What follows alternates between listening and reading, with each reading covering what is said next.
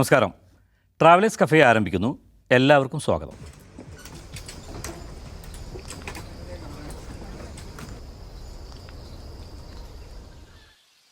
ഈ സ്കൂൾ അവധിക്കാലത്ത് media one വിദ്യാർത്ഥികൾക്കായി ഒരുക്കിയ ഹിമാചൽ യാത്രയിലെ അവിസ്മരണീയമായൊരു ഡെസ്റ്റിനേഷനായിരുന്നു ഗ്രഹൻ വില്ലേജ്. ഗ്രഹൻ വില്ലേജ് ഹിമാചൽ പ്രദേശിലെ ഒളിഞ്ഞിരിക്കുന്ന രത്നമെന്നാണ് അറിയപ്പെടുന്നത്. പൊതുവിൽ ഹിമാചൽ പ്രദേശിലെ വിദൂര ഗ്രാമങ്ങൾക്കെല്ലാം വശ്യമായൊരു സൗന്ദര്യമുണ്ട്.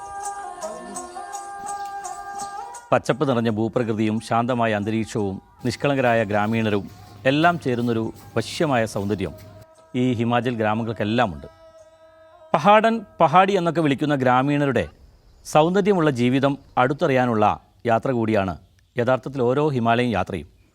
കൂട്ടത്തിൽ എടുത്തു പറയേണ്ട അഴകാണ് ഗ്രഹൻ വില്ലേജിനുള്ളത്. ഇന്ത്യയിലെ മിനി ഇസ്രയേൽ എന്ന് വിളിപ്പേരുള്ള കസോളിനടുത്താണ് ഈ സുന്ദര ഗ്രാമം. ഒരു കാലത്ത് അരാജകവാദികളായ ഹിപ്പികളുടെ താവളമായിരുന്ന കസോൾ ഇപ്പോൾ ഇസ്രയേലികളുടെ ഇന്ത്യയിലെ സങ്കേതമാണ്. ഇസ്രയേലി ഭക്ഷണശാലകൾ മുതൽ ഗ്രന്ഥശാല വരെയുണ്ട് കസോളിൽ. വിനോദസഞ്ചാരികളായി എത്തുന്ന വിദേശികൾ അധികവും ഇസ്രയേലിയരാണ് ഇപ്പോൾ കസോളിലുള്ളത്. നിർബന്ധിതമായ സൈനിക സേവനത്തിൻ്റെ മടുപ്പ് മാറ്റാനായിട്ടാണ് ഇവരിലധികവും കസോളിലേക്ക് എത്തുന്നത്. പലരും 6 മാസം മുതൽ ഒരു വർഷം വരെ ഇവിടെ തങ്ങിയിട്ടാണ് തിരിച്ചു പോകുന്നത്. കസോളിലെ പുരാതനമായ മാർക്കറ്റിനടുത്തുനിന്ന് ഒരു പഴയ മരപ്പാലം കടന്നു വേണം ഈ ഗ്രഹൻ വില്ലേജിലേക്കുള്ള ട്രക്കിംഗ് തുടങ്ങാൻ.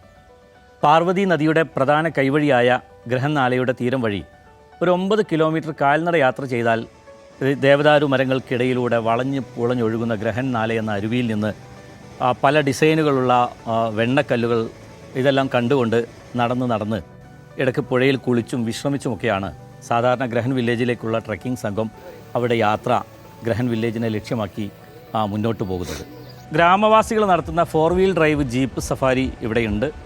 മരത്തടികൾ കൊണ്ടുള്ള പാലത്തിലൂടെയൊക്കെയുള്ളൊരു സാഹസികമായ ജീപ്പ് യാത്രയാണത്. എങ്കിലും ട്രക്കിംഗ് തിരഞ്ഞെടുക്കുന്നവരാണ് അധികവും. പരമാവധി നടന്നു തന്നെ ചരിഞ്ഞ വഴികളിലൂടെ ഉയരങ്ങളിലേക്ക് നടക്കുമ്പോൾ കുറേ മുന്നിലേക്ക് എത്തുമ്പോൾ നമുക്ക് മഞ്ഞുമലകളൊക്കെ മുന്നിൽ തെളിഞ്ഞു വരുന്നത് കാണാൻ സാധിക്കും. നടപ്പാതയ്ക്ക് ഇരുവശവുമായിട്ട് ചെങ്കുത്തായ പാറക്കെട്ടുകളുണ്ട്, വലിയ കുന്നുകളുണ്ട്. ആ വഴിയിൽ നമുക്ക് മൾബറിയും സ്ട്രോബെറിയും പലതരത്തിലുള്ള കാട്ടുപഴങ്ങളുമൊക്കെ നമുക്ക് അവിടെ നിന്ന് പറിച്ച് കഴിക്കാൻ സാധിക്കും. ഹിമാലയൻ പക്ഷികളുടെ ശബ്ദമുണ്ട്, ചെറുവെള്ളച്ചാട്ടങ്ങൾ തീർക്കുന്ന മർമ്മരങ്ങളും. ഇതെല്ലാം കൂടി ചേരുമ്പോൾ ഈ 8-9 കിലോമീറ്ററുകൾ നടന്നു കയറുന്നത് യഥാർത്ഥത്തിൽ നമ്മൾ അറിയുകയില്ല. ആ തരത്തിലുള്ള ഒരു വല്ലാത്ത ഫീലാണ് ഈ ഗ്രഹനിലേക്കുള്ള ആ യാത്ര തന്നെ. 7 കിലോമീറ്റർ പിന്നിടുമ്പോൾ പിന്നെ ഒറ്റയടിപ്പാതയാണ്, റോഡൊന്നുമില്ല. ചെങ്കുത്തായ കയറ്റം കയറി വേണം ഗ്രഹനിലേക്ക് എത്താൻ. ഈ യാത്രയിൽ നമ്മുടെ മുന്നിലായിട്ട് സർപ്പാസ് ട്രക്കിങ്ങിനായി ഇറങ്ങിത്തിരിച്ച പർവ്വതാരോഹകരും ഗ്രാമീണരും ഒക്കെ വഴികാട്ടികളായിട്ട് നടക്കുന്നുണ്ടാകും. വഴിയിൽ കാണുന്ന പാറക്കല്ലുകളിലെല്ലാം ഗ്രഹനിലേക്കുള്ള ദിശാസൂചികകൾ എല്ലായിടത്തും കാണാൻ പറ്റും. അവിടെയും നമുക്കൊരു ഇസ്രായേലി ടച്ച് കാണാം. 4 മണിക്കൂറിലധികം സമയമെടുത്താണ് നാം ഗ്രഹനിലേക്ക് എത്തിച്ചേരുക. പറുദീസ പോലെയുള്ള മനോഹരമായ വളരെ ചേലുള്ളൊരു ഗ്രാമമാണ് ഗ്രഹൻ. മഞ്ഞ് പുതച്ച് തലയുയർത്തി നിൽക്കുന്ന ഹിമാലയത്തിൻ്റെ പശ്ചാത്തലത്തിൽ കല്ലും മരങ്ങളും അടുക്കി വെച്ച് പണിത 2 നില വീടുകളുള്ളൊരു സുന്ദര ഗ്രാമമാണത്. 2 നൂറ്റാണ്ടെങ്കിലും പഴക്കമുള്ള 60ഓളം വീടുകളുണ്ട് ഇന്ന് ഈ ഗ്രാമത്തിൽ. ഗ്രഹനിലെ ഗ്രാമീണരെക്കുറിച്ച് പറയുകയാണെങ്കിൽ വളരെ നേരത്തെ ഉണരുകയും വേഗത്തിൽ വീടണയുകയും ചെയ്യുന്ന ഒരു കർഷകരുടെ ഗ്രാമമാണത്. പുലർച്ചെ കന്നുകാലികൾക്ക് പുല്ല് തേടിപ്പോകുന്ന കർഷകരെ കാണാം. അതുപോലെ തന്നെ ഈ 2 നില വീടുകൾ, ആ വീടുകളുടെ താഴത്തെ നില മിക്കവാറും തൊഴുത്തുകളോ വിറക് പുരകളോ ഒക്കെ ആയിരിക്കും. വീടുകളുടെ മേൽക്കൂരയായിട്ട് സ്ലേറ്റ് കല്ലുകൾ പാകിയത് കാണാൻ സാധിക്കും. ഏത് മഞ്ഞുവീഴ്ചയും പ്രതിരോധിക്കാവുന്ന തരത്തിൽ ഈ ചരിഞ്ഞ മേൽക്കൂരകളിൽ കലാപരമായി അടുക്കി വെച്ച കല്ലുപാളികൾക്ക് വല്ലാത്തൊരു ചന്തമാണ്. ഇത്തരം വീടുകളിൽ പലതും ഇന്ന് സഞ്ചാരികൾക്കായുള്ള ഹോം സ്റ്റേകളും കഫേകളുമൊക്കെ ആക്കി മാറ്റിയിട്ടുണ്ട്. കൂട്ടത്തിൽ മെച്ചപ്പെട്ട ഗൻഷൻ വായുടെ ഹോം സ്റ്റേയിലാണ് ഞങ്ങളന്ന് തങ്ങിയത്. കല്ലുകൊണ്ടുള്ള മേൽക്കൂരയും പൈൻമരത്തടികളും കല്ലുകളും അടുക്കി വെച്ച് പണിത ചുമരുകളുമൊക്കെ ഇതിനകത്ത് താമസിക്കുന്നവർക്ക് ഏത് തണുത്ത കാലാവസ്ഥയിലും സുഖമുള്ളൊരു ചൂട് പകരുന്നുണ്ട്. അതിനകത്ത് താമസിക്കുന്നത് തന്നെ ഒരു വല്ലാത്തൊരു അനുഭവമാണ്. ഈ ഗ്രാമത്തിന് നടുവിലായിട്ട് തല ഉയർത്തി നിൽക്കുന്ന ഒരു ക്ഷേത്രമുണ്ട്. അതാണ് ഗ്രഹനിലെ ദേവതാ ക്ഷേത്രം. ഈ ഗ്രാമവാസികളുടെ സാംസ്കാരികവും ആത്മീയവും സാമൂഹികവുമായ കാര്യങ്ങളുടെയൊക്കെ കേന്ദ്രബിന്ദു യഥാർത്ഥത്തിൽ ഈ ക്ഷേത്രമാണ്. പൈൻമരത്തടികളിൽ കൊത്തുപണികളാൽ അലങ്കൃതമായ ക്ഷേത്രത്തിനകത്തേക്ക് പുറത്തുനിന്ന് എത്തുന്നവർക്ക് പ്രവേശനമില്ല. പുറത്തു നിന്നുള്ളവരുമായി ഈ ഗ്രാമവാസികൾക്ക് വിവാഹബന്ധത്തിലും മറ്റും അവർ ഏർപ്പെടില്ല. അതേസമയം എത്തുന്ന ആളുകളുമായി വളരെ ഹൃദ്യമായൊരു ബന്ധമാണ് ഈ നാട്ടുകാർ വെച്ച് പുലർത്തുന്നത്. വളരെ പ്രധാനപ്പെട്ട ഒരു കാര്യം, ഗ്രഹൻ പൂർണ്ണമായും ആൽക്കഹോൾ ഫ്രീ വില്ലേജാണെന്ന്. ഹഷിഷും കഞ്ചാവും ഒക്കെ വളരെ സുലഭമായി ലഭിക്കുന്ന കസോളിനടുത്ത് മദ്യമോ ലഹരിയോ ഒട്ടും കയറ്റാത്തൊരു ഗ്രാമമായി ഇന്നും ഗ്രഹൻ നിലകൊള്ളുന്നുണ്ട്. അതിന് പിന്നിലും യഥാർത്ഥത്തിൽ ഈ ദേവതാ ക്ഷേത്രം മുന്നോട്ട് വയ്ക്കുന്ന ഒരു നീതിബോധവും അവരുടെ നിയമസംഹിതയും ഒക്കെയാണ്. കർശനമായൊരു നിയമമാണ് അവിടെ നിലവിലുള്ളത്. ആരെങ്കിലും ഈ ഗ്രാമത്തിലേക്ക് ആൽക്കഹോൾ എത്തിക്കുകയാണെങ്കിൽ അവർ ശിക്ഷിക്കപ്പെടും, അവർക്ക് വലിയ പിഴ ചുമത്തപ്പെടും. ഇത് ഒരു ഭാഗത്ത് കസോൾ എല്ലാ ലഹരികളുടെയും കേന്ദ്രമായി നിലകൊള്ളുന്നു. കസോൾ വഴി മാത്രമേ നമുക്ക് ഗ്രഹനിലേക്ക് എത്താൻ പറ്റുള്ളൂ. പക്ഷേ ഗ്രഹനിൽ ഒരു തരത്തിലുള്ള ലഹരിയുമില്ലാതെ ആ ഗ്രാമം ഇന്നും അതിൻ്റെ ഒരു വിശുദ്ധി കാത്തു സൂക്ഷിക്കുന്നു എന്നത് എടുത്തു പറയേണ്ടുന്ന ഒരു പ്രത്യേകതയാണ്. ഈ ഗ്രഹനിലെ ഗ്രാമീണരിലധികവും ക്ഷീരകർഷകരാണ്. കന്നുകാലി വളർത്തലും കൃഷിയുമായിട്ടാണ് അവരവരുടെ ജീവിതം മുന്നോട്ട് കൊണ്ടുപോകുന്നത്. തണുപ്പകറ്റാനുള്ള ഹിമാചലിലെ ഒരു തരം കട്ടിക്കുപ്പായമുണ്ട്. ഈ പല വീടുകളിലും അവരുടെ നാടൻ തറികളിൽ അവിടെയുള്ള സ്ത്രീകളും പ്രായമായ ആളുകളുമൊക്കെ അവർക്ക് വേണ്ട ഈ കുപ്പായങ്ങളൊക്കെയും തയ്ച്ചെടുക്കുന്നത് നമുക്ക് കാണാൻ സാധിക്കും. ഇവിടെ എത്തുന്ന സഞ്ചാരികളിലധികവും പർവ്വതാരോഹകരാണ്. 4 ദിവസം നീണ്ടു നിൽക്കുന്ന സർപ്പാസ് ട്രക്കിങ്ങിനായിട്ട് ദിനേന 100 കണക്കിന് ട്രക്കർമാരാണ് യഥാർത്ഥത്തിൽ ഗ്രഹനിലേക്ക് എത്തിച്ചേരുന്നത്. അത് ഏതാണ്ട് എല്ലാ സീസണിലും ഈ ട്രക്കേഴ്സ് അവിടേക്ക് എത്തിച്ചേർന്നുകൊണ്ടിരിക്കുന്നുണ്ട്. അവരാണ് അവിടെ എത്തുന്ന വിനോദസഞ്ചാരികളിൽ നല്ല ഒരു പങ്കും. അതിരാവിലെ തന്നെ ഉണർന്ന് കൃഷിയിലും കന്നുകാലി പരിപാലനത്തിലുമൊക്കെയായി മുഴുകുന്ന ഗ്രഹൻ ഗ്രാമവാസികൾ, പ്രത്യേകിച്ച് സ്ത്രീകൾ, ഒരു 7 മണിക്കകം തന്നെ ഈ പണികളൊക്കെ പൂർത്തീകരിച്ചിട്ട് അവർ വീടുകളിലേക്ക് തിരിച്ചെത്തും. യഥാർത്ഥത്തിൽ പിന്നീടാണ് അവർക്ക് അവരുടെ പ്രധാനപ്പെട്ട ജോലിയുള്ളത്.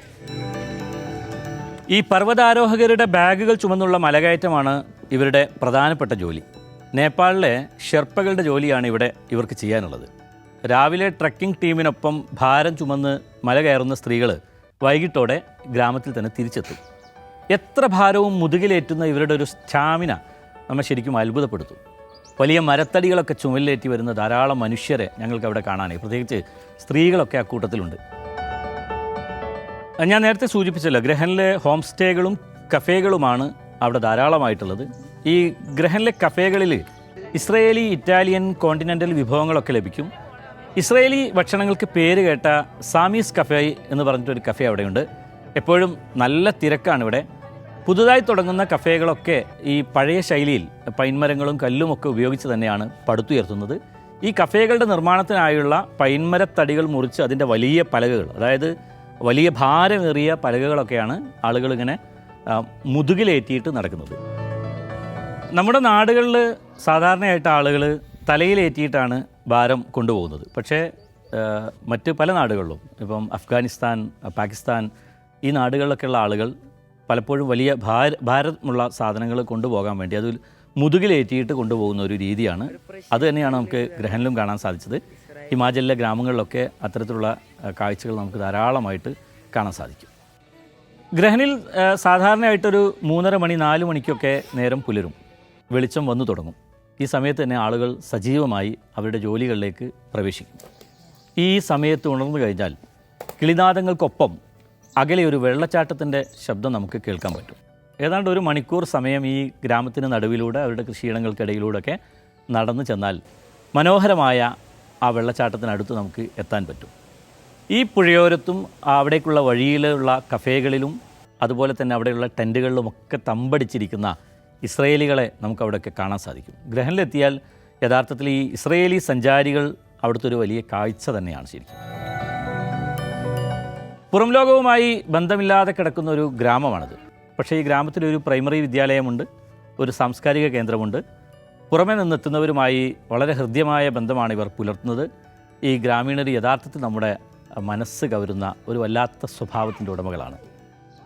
നഗരത്തിൽ നിന്ന് വളരെ അകലെ നിൽക്കുന്ന ഒരു ഗ്രാമമായതുകൊണ്ട് തന്നെ നഗര വെളിച്ചമോ നഗരത്തിൻ്റെ ഒരു ശബ്ദകോലാഹലങ്ങളോ ഒന്നുമില്ലാത്ത ഗ്രഹനിലെ രാത്രി കാഴ്ചകൾ അതിമനോഹരമാണ്. നക്ഷത്രങ്ങളെ നല്ല തിളക്കത്തോടെ തന്നെ ഇവിടെ വെച്ച് കാണാൻ സാധിക്കും. സമുദ്രനിരപ്പിൽ നിന്ന് 7700 അടി ഉയരത്തിലാണ് ഈ ഗ്രാമം നിലകൊള്ളുന്നത്. മഞ്ഞുമലകളും പൈൻമരക്കാടുകളും വെണ്ണക്കൽ ശൈലങ്ങളും ഒക്കെ തീർത്ത പ്രകൃതിയുടെ ഒരു ചെപ്പിൽ ഒളിഞ്ഞിരിക്കുന്ന ഗ്രഹൻ വില്ലേജ് സുന്ദര കാഴ്ചകളും ഹൃദ്യമായ അനുഭവങ്ങളും ഒക്കെ സമ്മാനിച്ച് തിരിച്ചിറങ്ങാൻ നമ്മെ സമ്മതിക്കാത്ത വിധം എന്നും നമ്മെ അങ്ങോട്ടേക്ക് വലിച്ചടിപ്പിക്കുന്ന ഒരു മനോഹരമായ തുരുത്തായിട്ട് നിലകൊള്ളുകയാണ്.